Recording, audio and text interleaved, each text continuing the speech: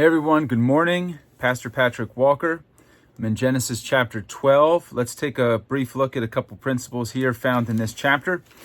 The chapter begins with a very famous passage of the Lord speaking to Abram. This is the first time we see it in Scripture that he speaks to him and says, "Leave your country, your people, and your father's household, and go to the land I will show you." Now, already at this point, Abram's father and brother and his nephew and his wife, they had already left Babylon, and they had traveled north up to Syria, and they were in Haran. And it is from Haran that the Lord calls to Abram and says, finish the rest of the journey, go to the land of Canaan.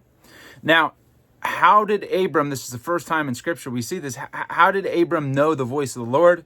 Well, according to Jewish tradition, I have in front of me, it's mentioned in two places in the Bible, the book of Jasher, supposedly translated out of the Hebrew, which no doubt, probably, but there's, that's Hebrew tradition, that's outside of the Bible, follows very closely the Genesis account, just gives more information. And one of the things that the book of Jasher says is that because there was a great prophecy regarding Abram's birth, that he would be someone incredibly great. He was born during the time of Nimrod.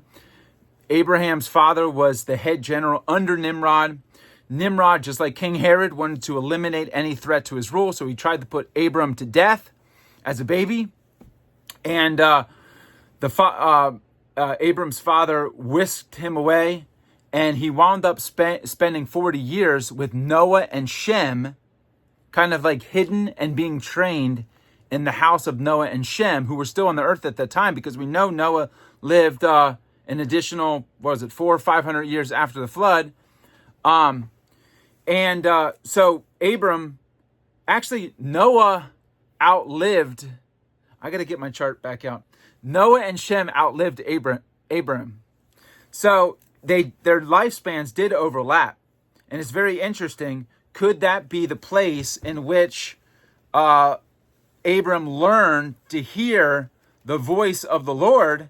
And so that would make sense that when the Lord calls in chapter 12 of Genesis, Abram knows his voice and seeks to obey.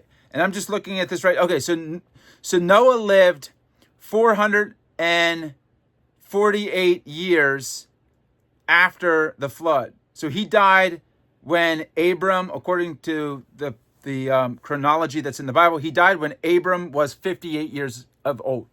So it's quite possible from a young age, for 40 years, Abram could have been trained in the house of Noah and Shem. Shem lived 500 years after the flood. He outlived Abram by, looks like 30 years. So very interesting.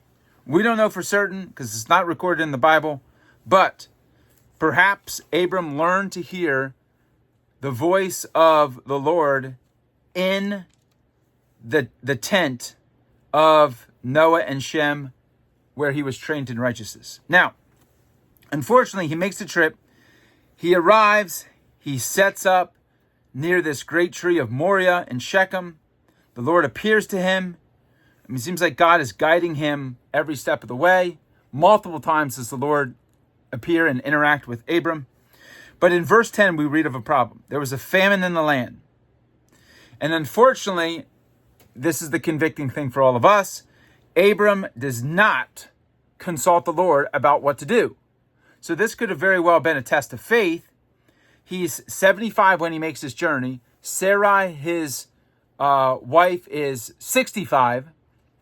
And I think she lives to be 129. So she's about halfway.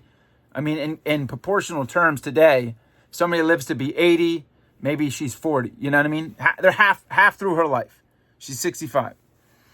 So there's a famine in the land, verse 10, and Abram decides to go down to Egypt. So I think that's his first mistake. Rather than asking the Lord, you called me to this land, God could have supernaturally provided for him. He was a shepherd anyway. Rain could have come on a certain portion of the ground that he lived on and that he tended his flocks. And all the other surrounding people groups would have seen that, would have respected him as an amazing prophet and man of God. I mean, God could have done anything. But he doesn't do that. He goes to Egypt. And he's afraid, as they're about to enter Egypt, he's afraid because he says that Sarai was very beautiful. He's afraid they would kill him and take her to go into the palace of Pharaoh. Well, sure enough, the guards on the border notice her and take her to Pharaoh. But Abram and Sarai had hatched out this plan. Basically, he told her to tell a half lie, say, we're brother, sister. And Abram is treated well for Sarai's sake. And Pharaoh gives Abram sheep and cattle, servants, donkeys, camels, etc. However, in verse 17, God's looking out for him, even when we sin, even when we lack faith. This is really touching, because God gives us what we do not deserve. It's simply his mercy. It's his compassion.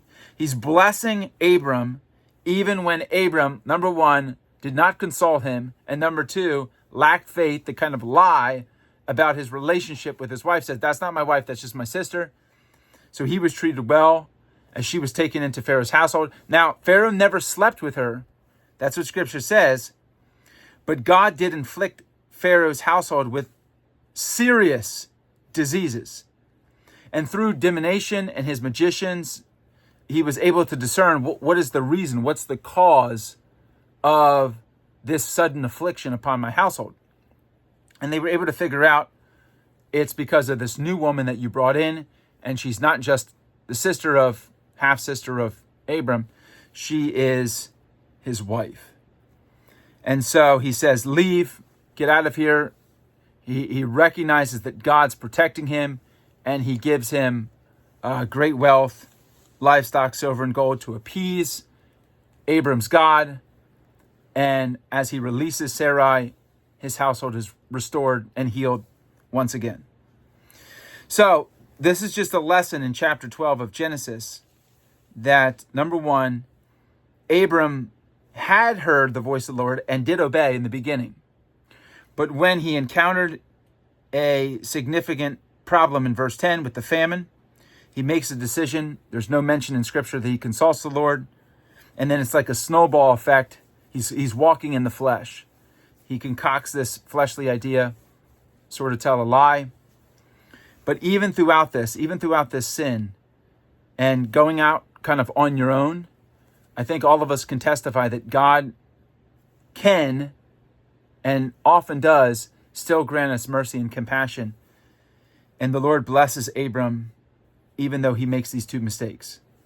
So that's just something for reflection today, that God is still merciful and compassionate when we go our own path.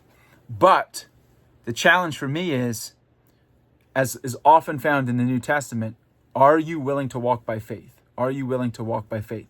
And faith is trusting God when difficult things happen and when it appears as if there's no human alternative, there's no human options that are good options with the problems that we're facing. Are we willing to trust him to meet our needs, to direct our path, to protect us from enemies, or whatever the situation requires?